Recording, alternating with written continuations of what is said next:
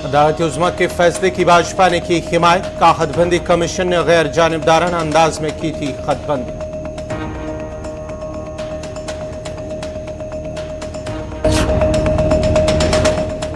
Supreme court के फैसले से मुतफिक नहीं, महबूबा मुफ्ती, कहा भाजपा को फायदा पहुंचाने के लिए हदबंदी में हुई धांधली।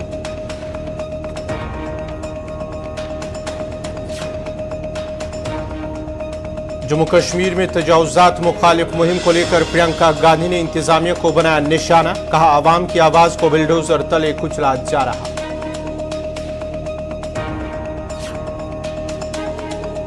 और जिनगाम पट्टन के लोग पीने के साफ पानी और बिजली से महरूम, जल शक्ति और पीडीडी महकमों के खिलाफ आवाम का एहतजाज, जिला इंतजामिया से मुदाखलत की लोगों ने की अपील।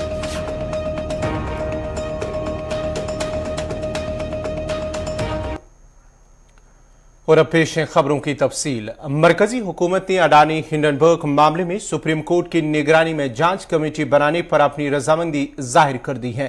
हालांकि इस बात का ध्यान रखने पर जोर दिया कि गैर मुल्की सरमायाकारी मुतासिर न हो। अडानी हिंडनबर्ग तनाजा पर सुप्रीम कोर्ट पर समाअत के दौरान सॉलिसिटर जनरल तुषार मेहता ने कहा है कि मरकजी हुकूमत को मुस्तकबिल में सरमायाकारों की सिक्योरिटी यकीनी करने के लिए एक कमेटी तश्कील देने पर कोई एतराज नहीं है। साथ ही सॉलिसिटर जनरल ने यह भी कहा कि सीबी हालात से निपटने में अहल है।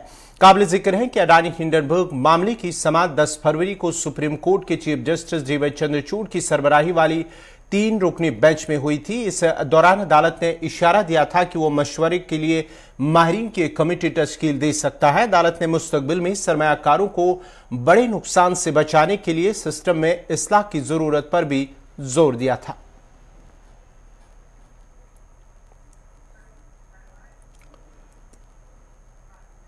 सुप्रीम कोर्ट ने आज जम्मू कश्मीर में असम्बली और पार्लिमानी खलकों की खतबंदी को चैलेंज करने वाली अर्जी को खारिज कर दिया है। अदालत उज़्मा ने जम्मू कश्मीर में असम्बली और लोकसभा के हलकों को दोबारा तरतीब देने के लिए हदबंदी कमीशन की तश्कील के हुकूमत के फैसले को चैलेंज करने वाली एक अर्जी को मुस्तरद कर दिया।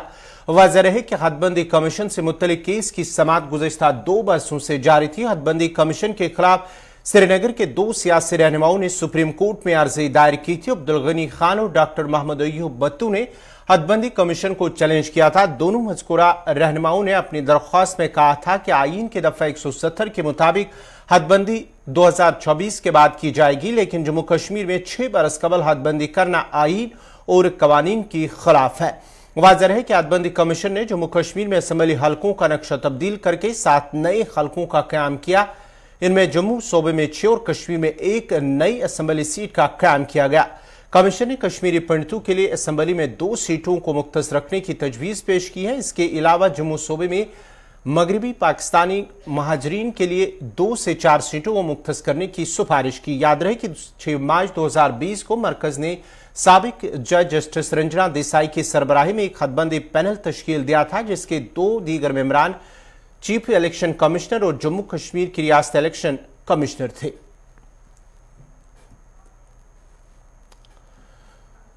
इधर पीडीपी सदर महबूबा मुफ्ती ने कहा है कि हमने हदबंदी कमीशन को सिरे से ही मुस्तरद किया हुआ है, लिहाजा हमें इस बात से कोई फर्क नहीं पड़ता है कि इसके बारे में अदालत का क्या फैसला आता है। उन्होंने इल्जाम लगाया कि असम्बली निशस्तों में सरनौ हदबंदी और असल इंतखाबात में धांधली का एक अमल है जो इलेक्शन से पहले अंजाम दिया जाता है।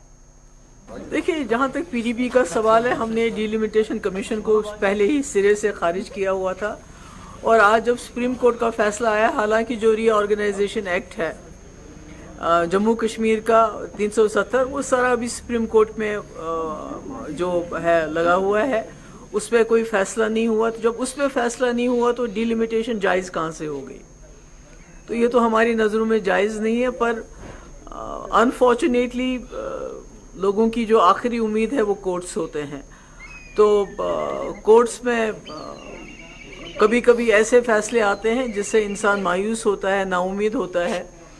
और पहले एक ज़माना था इंदिरा जी के वक्त में जब इमरजेंसी लगी थी, तो उस वक़्त के इलाहाबाद कोर्ट ने उस वक़्त की sitting prime minister Indira ji के ख़िलाफ़ दिया था फैसला, उनको अनसीट किया था। और आज ये हालत ये है कि ख़ुद चीफ जस्टिस चंद्रचूड़ के मुताबिक कि जो हमारे लोअर कोर्ट्स हैं वो जमानत देने से भी घबराते हैं, तो फैसला वो क्या करेंगे। इसलिए बहुत अफसोस की बात है। और जो डिलिमिटेशन है ये इलेक्शन से पहले एक रिगिंग की गई है, जो बीजेपी के हक में जो मेजॉरिटी सीट्स थी उनको माइनॉरिटी में कन्वर्ट किया गया, माइनॉरिटीज़ को मेजॉरिटी में, अनंतनाग की सीट को राजौरी के साथ मिला गया, और ऐसी तहस नहस सब कुछ किया गया जिसका कोई जवाब नहीं बनता। और आज जो कोर्ट का फैसला आ गया, इस पे जो मुहर लगाई, मैं समझती हूँ वो काफ़ी मायूस कुन है। इधर आल पार्टी से कोऑर्डिनेशन कमेटी के चेयरमैन जगमोहन सिंह रैना ने कहा है कि जो खतबंदी की गई है वो अवाम के मफाद में नहीं है और खतबंदी कमीशन ने अवाम के एतराज़ात को मुस्तरद करते हुए रिपोर्ट तैयार की। उन्होंने कहा कि अदालत को चाहिए कि वो दिए गए फैसले पर नजरसानी करे। नहीं, ये तरीका जो मतलब अपनाया गया, जो पिछली बार डिलिमिटेशन हुआ, उसको पहले भी यहाँ के लोगों ने रिजेक्ट किया है।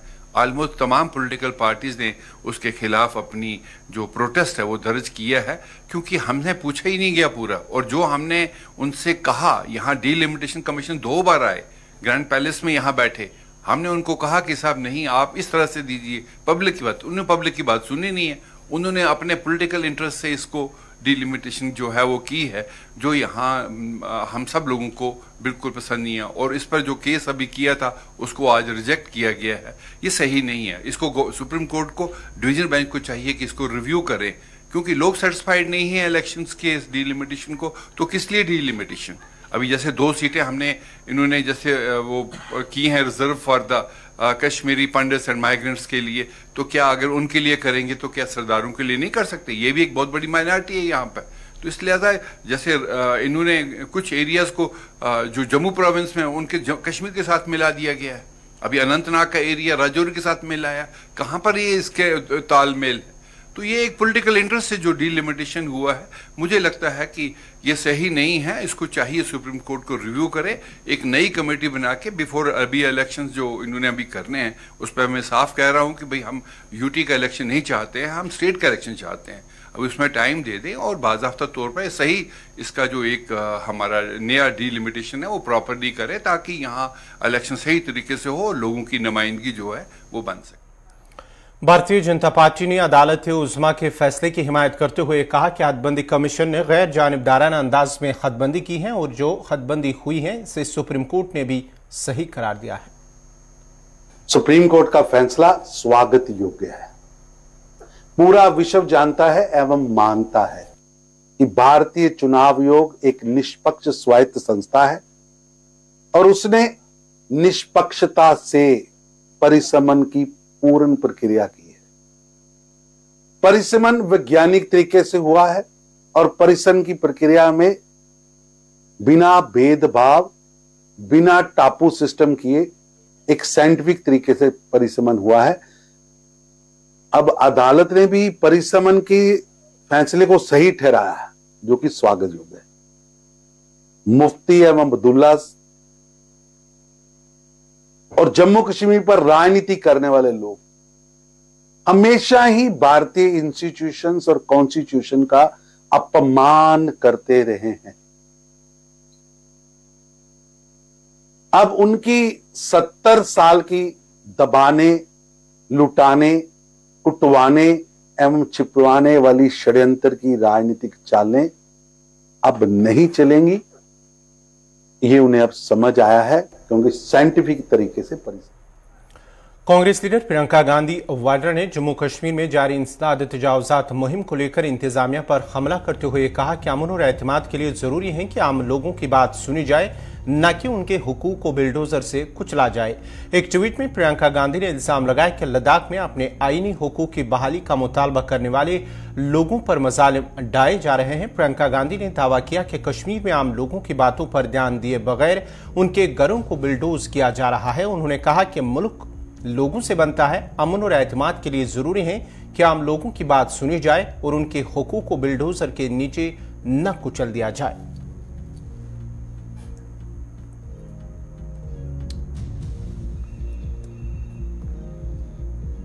नाजरीन, खबरनामा जारी रहेगा। यहाँ पे छोटा सा तिजारती वक्त।